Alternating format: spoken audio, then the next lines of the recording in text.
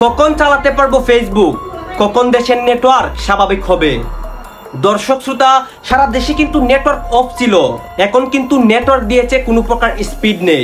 4G এবং 3G network কিন্তু সম্পূর্ণ বন্ধ রয়েছে। এই নেটওয়ার্ক কখন চালু হবে সবকিছু কিন্তু এই ভিডিওতে ক্লিয়ার করব, এবং ফেসবুক কখন চালু হবে, টিকটক কখন চালু হবে এবং ইউটিউবে কখন আমরা স্পষ্ট ভিডিও দেখতে পারবো। দর্শক শ্রোতা, এই নিয়ে কিন্তু আমাদের দেশের তথ্য যোগাযোগ প্রযুক্তি মন্ত্রী জুনায়েদ আহমেদ পলক অনেক কথা বলেন। যখন গুজবটা সোশ্যাল মিডিয়াতে ছড়ালো যে দুজন মৃত্যুবরণ করেছে, মানে ফেসবুকে কিন্তু এই কোটা আন্দোলনকে নিয়ে অনেক কথা ছড়ানো হচ্ছে, মিথ্যা কথা। এই কথাগুলোর জন্যই কিন্তু বর্তমানে সাময়িক সময়ের জন্য ফেসবুক অফ রয়েছে এবং অন্যদিকে নেটওয়ার্কের স্পিডও কিন্তু কম রয়েছে। এই নিয়ে মন্ত্রী সাহেব আরো বলেন, আক্রমণ করে এবং অগ্নিসংযোগ করে। 3টা ডেটা সেন্টার আছে, যে 3টা ডেটা সেন্টারে 3টা ভবনে আমাদের প্রায় বলতে গেলে 15 থেকে 20টা আমাদের এখানে আইআইজি, আইজিডব্লিউ, আইসিএক্স তাদের কিন্তু এখানে নেটওয়ার্কের মেইন জায়গায় কিন্তু আগুন ধরিয়ে দেওয়া হয়েছিল। সেই জন্যই কিন্তু গত 6 দিন নেটওয়ার্ক ছিল না। দর্শক শ্রোতা, খুব শীঘ্রই কিন্তু ফেসবুক এবং টিকটক চালু করে দেওয়া হবে এবং নেটওয়ার্কটিও স্বাভাবিক হয়ে যাবে। এই নিয়ে আমরা শুনতে পেরেছি যে আগামী সোমবারের দিক মানে 4G এবং 3G নেটওয়ার্ক চালু হবে। গাইস, দেশে চলছে কোটা আন্দোলন।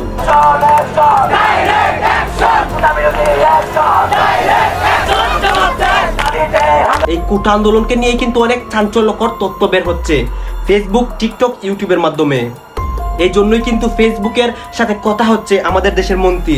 তাদের কথার উপর ভিত্তি করে কিন্তু ফেসবুকটি আমাদের দেশে খুব শীঘ্রই চালু হতে যাচ্ছে। দর্শক শ্রোতা, এই ভিডিওতে দেখেন যে দেশে কি পরিমাণ কোটা আন্দোলন হচ্ছে এবং দর্শকরা কি বলতেছে, এবং এই নিয়ে আমাদের প্রধানমন্ত্রী ব্যারিস্টার সুমন এবং মন্ত্রী সাহেব কি বলছে, এই যে দেখেন।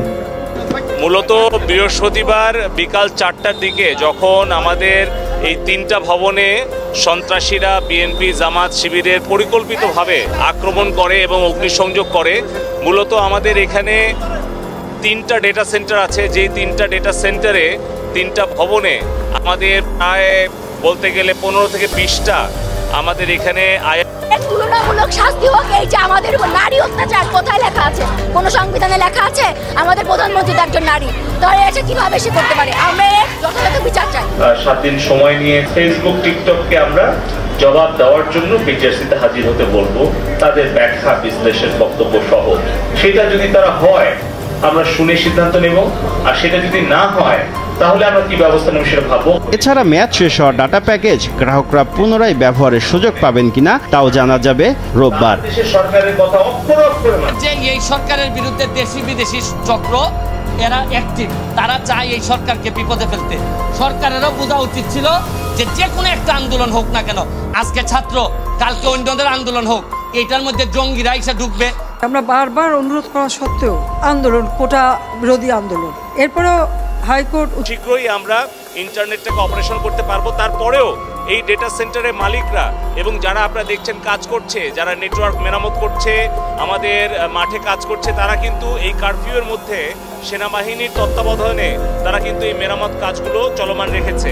এবং ঢাকা, চট্টগ্রামে আমাদের যে ফাইবার অপটিক্যাল কেবল, যেটা আর কি ওভারহেড কয়েকশো মিটার ছিল, সেটা রিডান্ডেন্সি সহ তারা কিন্তু এই সন্ত্রাসীরা কিন্তু পুড়িয়ে দিয়েছে। সেটাও এখন আমরা রিস্টোর করতে পেরেছি।